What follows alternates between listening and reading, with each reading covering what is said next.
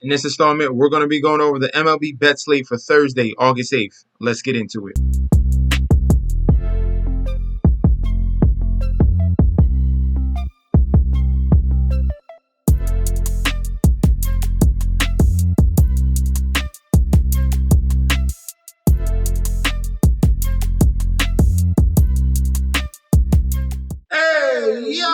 Welcome back to the channel. It's your boy Chef D, and I'm here to give you the winning ingredients for our August 8th MLB bet slate we got going on for Thursday. But before we deep dive into that, don't forget to like, comment, and subscribe to the channel. Make sure you follow me on Instagram and Twitter at MetsNetSD. Don't forget about that TikTok at Chef_D91, and don't forget about that Patreon.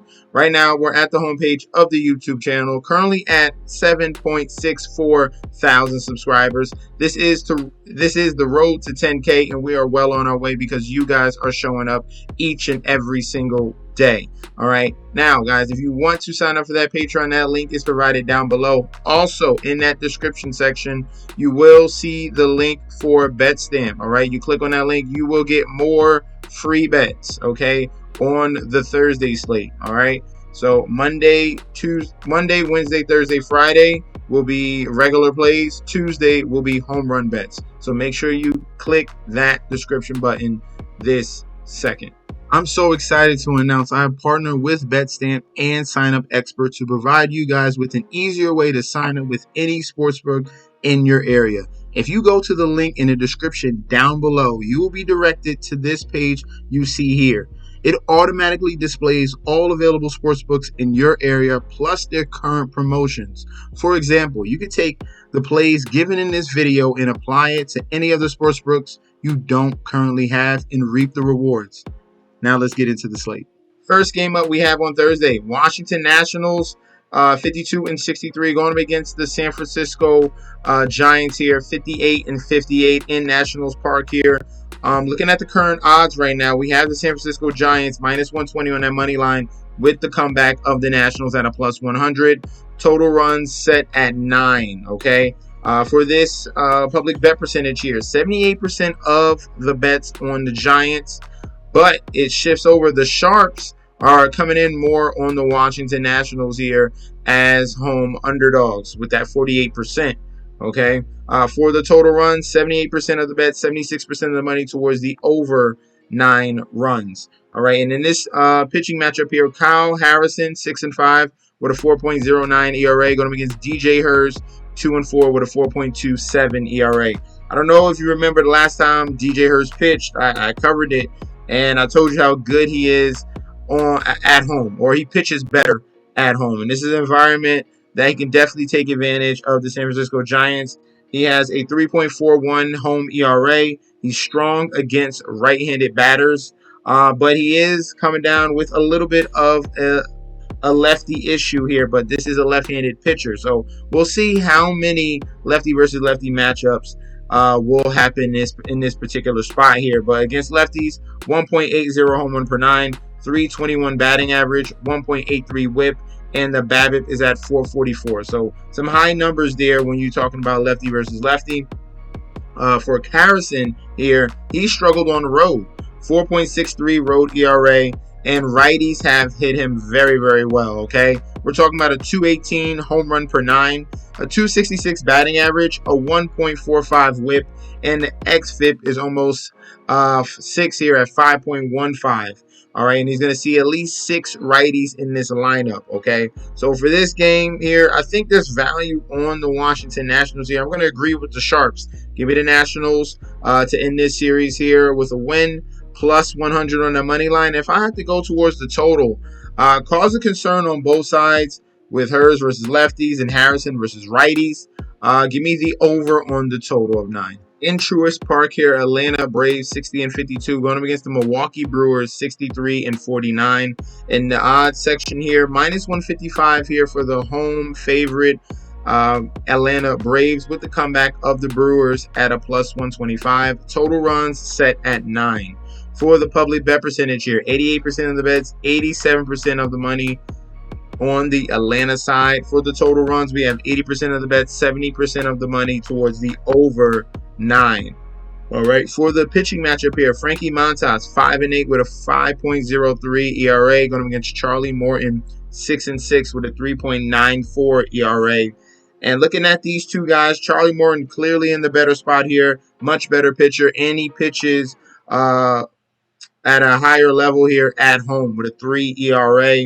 Looking at some of the numbers, he does give up some hits to righties. Looking at his batting average at a 284 to righties, and the whip is at a 1.29. So nothing really egregious, but some raised numbers here for the Brewers bats. Frankie Montas has struggled this year, and he has struggled against lefties very, very mightily.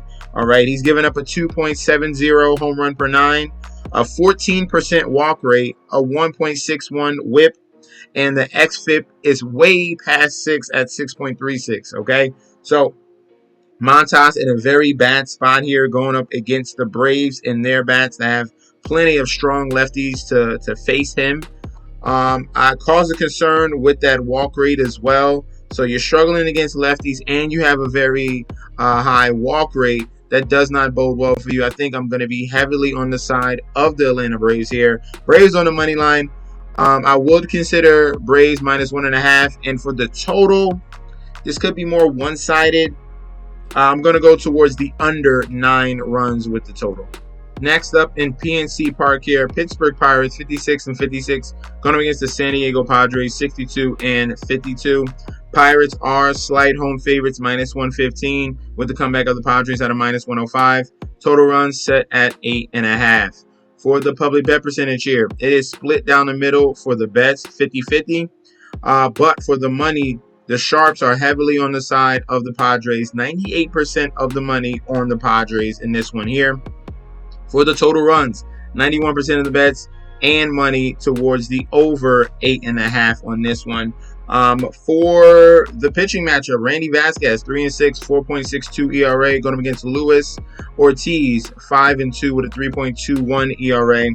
In his last start, Luis Ortiz, we made sure I let you guys know that his peripherals kind of lean towards regression, and that was true.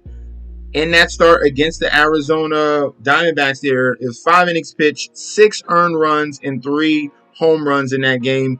He's having a major issue against lefty power here with a 2.21 ERA, and he's going to see at least 5 lefties here in that Padres lineup. So I think it's going to unravel from here for Luis Ortiz.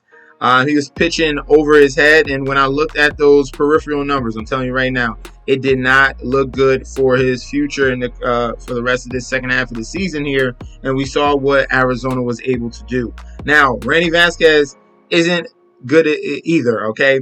On the road, his ERA is 6.29.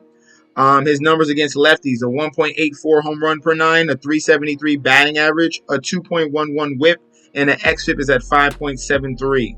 So a very alarming numbers there against lefties versus righties. A 1.37 home run per 9, a 338 batting average, and a 1.53 whip.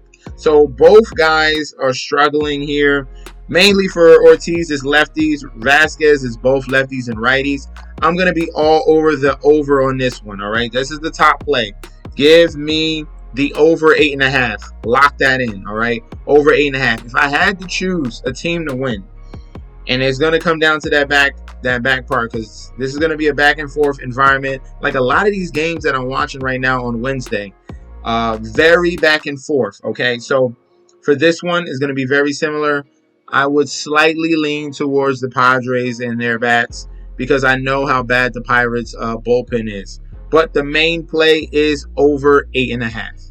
In Coors Field here, we have the Colorado Rockies, 42-72, going against the New York Mets, 59-54. Mets are road favorites here, minus 160 on that money line with the comeback of the Rockies at a plus 135.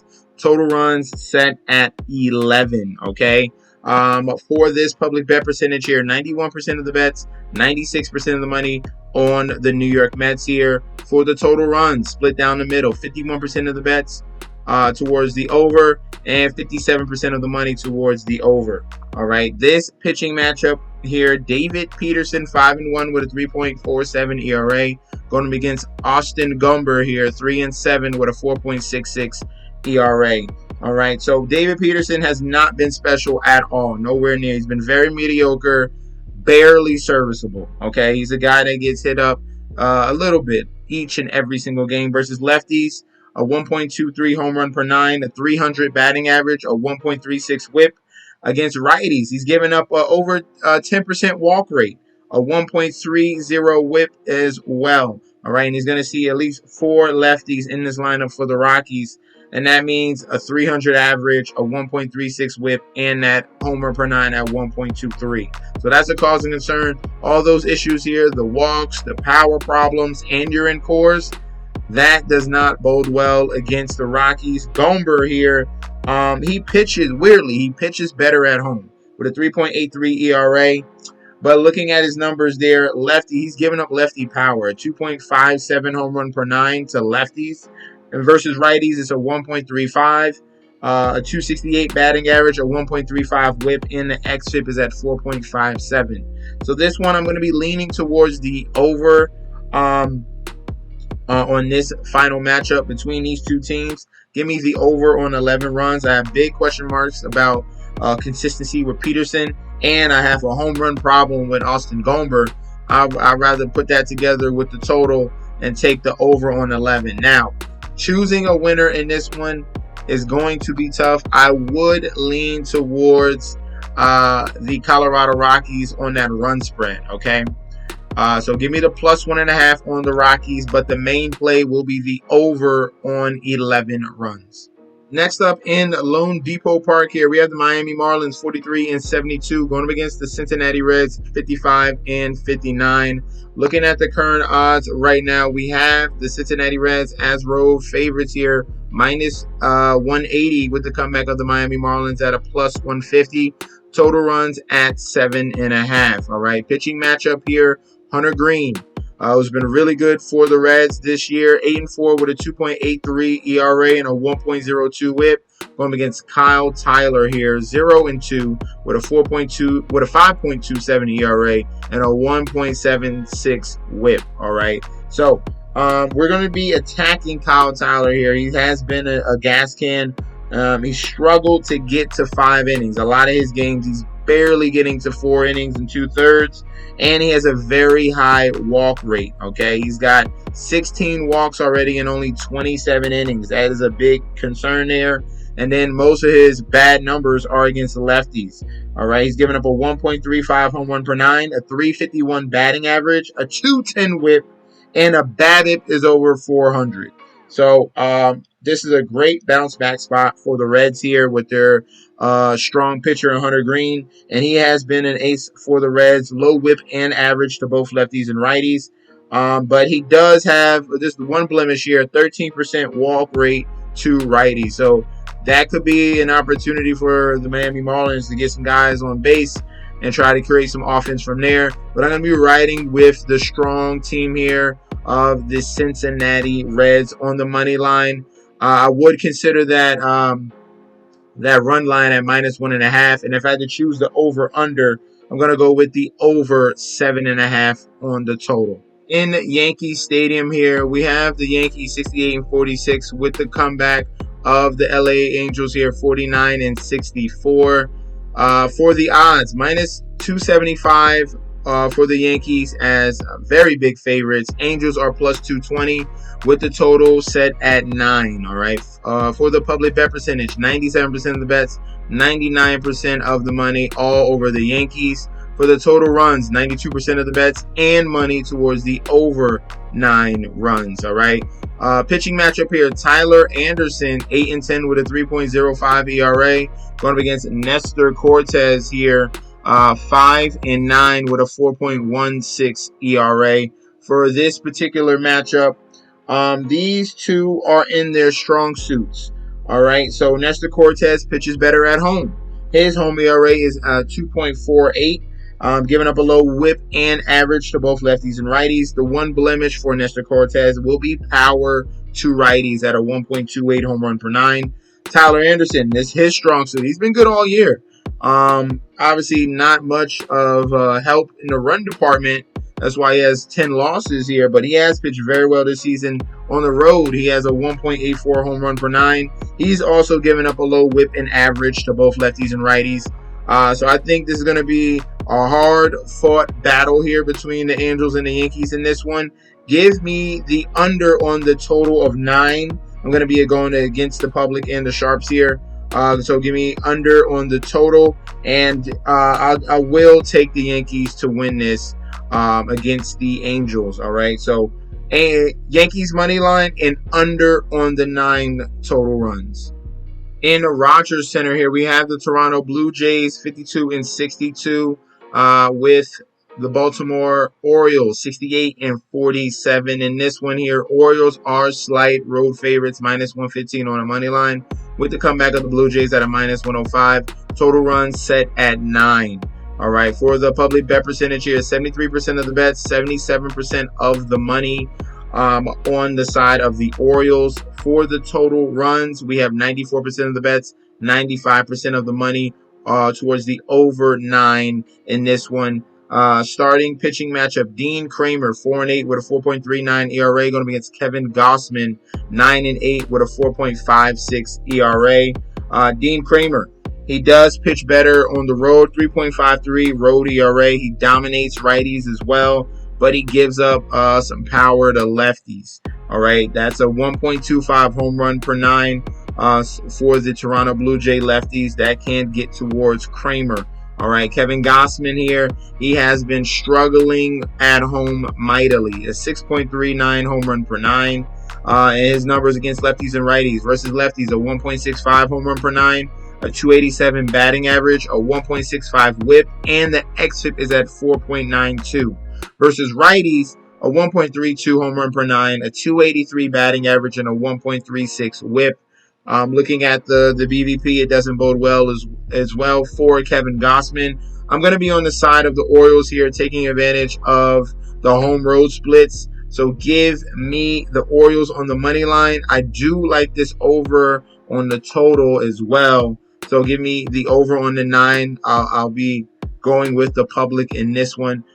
Kramer does have that issue with lefties, and then Gausman against lefties and righties are major trouble. So Orioles and the over on the 9.